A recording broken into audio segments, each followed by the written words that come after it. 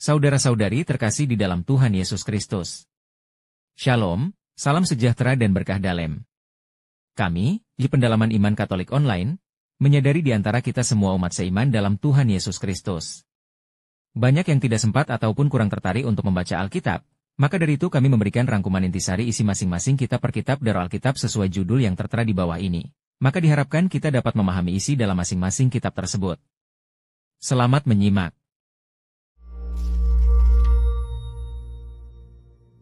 Aku punya pertanyaan yang selalu menggangguku. Alkitab berkata bahwa Allah itu esa, tapi di bagian lain dari Alkitab, Allah adalah ketiga-tiganya, Bapa, Putra, dan Roh Kudus. Bagaimana bisa begitu? Ya, inilah pertanyaan yang sudah membingungkan banyak orang selama ribuan tahun. Dan walaupun kita tidak bisa menjelaskan sepenuhnya, saya rasa kita bisa lebih memahami apa yang tidak bisa kita pahami sepenuhnya. Apa maksudmu? Coba berpikir seperti ini. Ini adalah sebuah bidang dua dimensi. Dan ini adalah objek tiga dimensi yang akan melewati bidang dua dimensi itu. Ya benar. Dari sudut pandang ini, objek tiga dimensi itu berada di atas dan di bawah bidang dua dimensi. Nah, sekarang jadi masuk akal.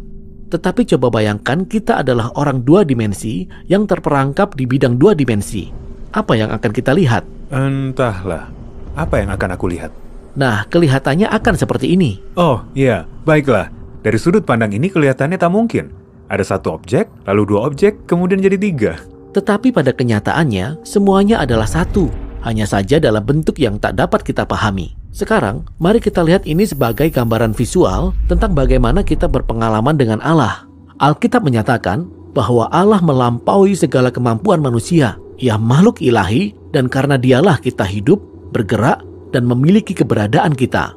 Atau seperti yang dikatakan Allah, akulah. Oke.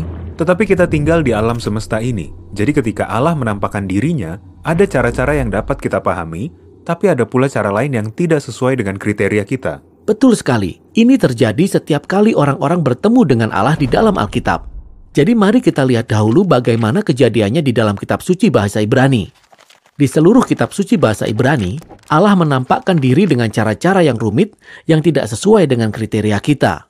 Cara yang paling umum adalah dengan sifat-sifat Allah. Sifat adalah cara untuk menggambarkan sesuatu. Sebagai contoh, bola sepak itu bulat. Betul. Atau Allah itu penuh hikmat. Wah, luar biasa. Mari kita bicara tentang hikmat Allah. Kitab Amsal berkata bahwa Allah menciptakan dunia dengan hikmatnya. Tetapi ada juga puisi dalam kitab Amsal yang menggambarkan hikmat Allah sebagai seorang pribadi, seorang rekan kerja, dan melalui dia Allah merancang alam semesta. Jadi sifat Allah menjadi karakter tersendiri.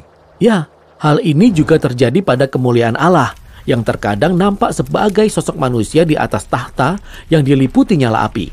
Atau seperti firman Allah, yang dapat ia sampaikan kepada manusia, tetapi terkadang firman-Nya nampak seperti seorang manusia. Tunggu, jadi sifat-sifat Allah telah berubah menjadi Allah-Allah baru yang kecil-kecil? Tidak. Para penulis Alkitab percaya hanya ada satu Allah yang maha kuasa. Tetapi mengapa mereka terus berbicara tentang sifat-sifat Allah sebagai karakter yang berbeda?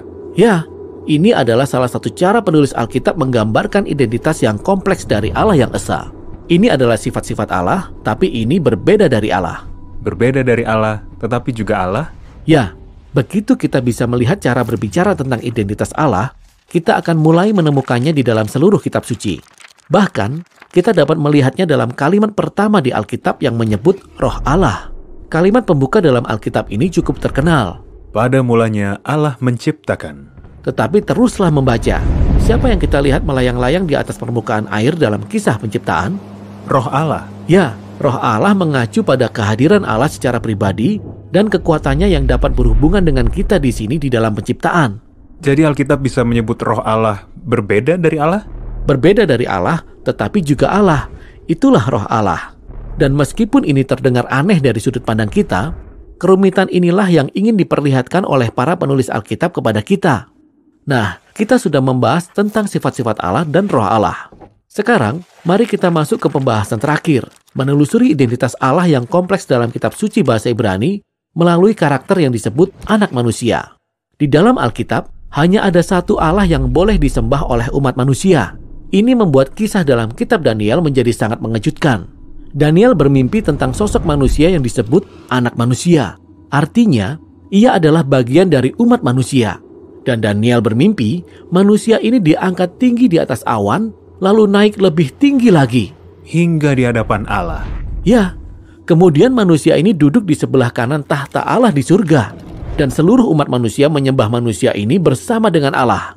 Seorang manusia di tempat kita berharap untuk melihat Allah? Ya, manusia ini adalah bagian dari identitas Allah. Penglihatan ini merupakan puncak pengharapan dari seluruh kisah dalam Alkitab. Allah dan manusia menjadi satu, sehingga mereka dapat bersama-sama memerintah dunia sebagai satu kesatuan.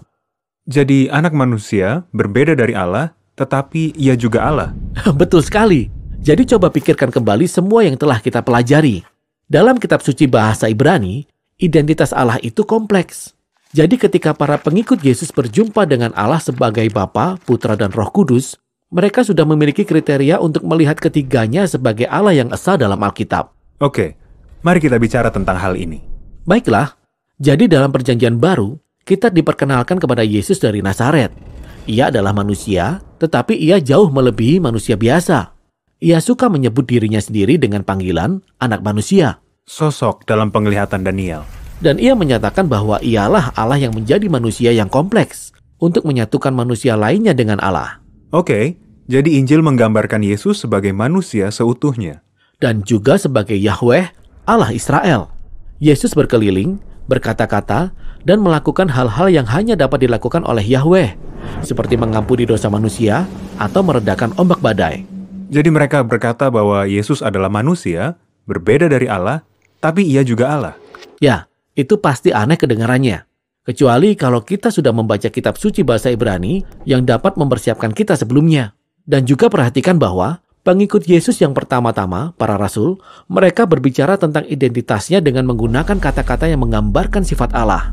Mereka menyebut Yesus kemuliaan Allah, dan Rasul Paulus menyebut Yesus hikmat dari Allah. Dan Yohanes membuka Injilnya dengan menyebut Yesus, firman Allah yang olehnya dunia dijadikan. Dan kemudian ia berkata, firman itu bersama-sama dengan Allah dan firman itu adalah Allah. Oke, aku mengerti apa yang mereka maksud, tapi ini membuatku pusing. Pastinya. Dan kalau mau lebih pusing lagi, coba pikirkan ini. Yesus yang digambarkan sebagai Allah yang menjadi manusia, ia dapat berbicara dengan Allah sebagai pribadi yang berbeda. Dan ketika ia melakukannya, ia memanggil Allah sebagai Bapa.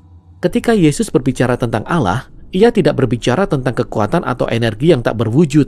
Ia berbicara tentang seorang pribadi dan kita dapat terhubung dengannya. Ada banyak gambaran tentang pribadi Allah di dalam Alkitab.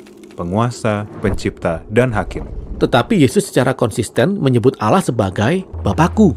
Yesus memandang Allah sebagai sumber kasih yang tak terbatas. Ia berkata, Bapa telah mengasihi aku sebelum dunia dijadikan. Rupanya, Yesus mengenal Bapa sebagai pribadi yang selalu memberikan kehidupan dan memikirkan orang lain.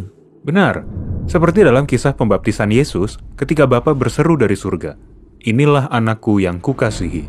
Bila kita terus membaca, dalam kisah ini, pribadi yang membawa pesan kasih dari Bapa kepada putranya itu adalah Roh Allah. Kita sudah pernah berbicara tentang Roh Allah. Di sini di dalam penciptaan, kita dapat berhubungan dengan Allah melalui Roh Allah. Ya, begitu juga dengan Yesus. Melalui Roh Allah, ia dapat merasakan kasih Bapa. Tetapi bukan itu saja.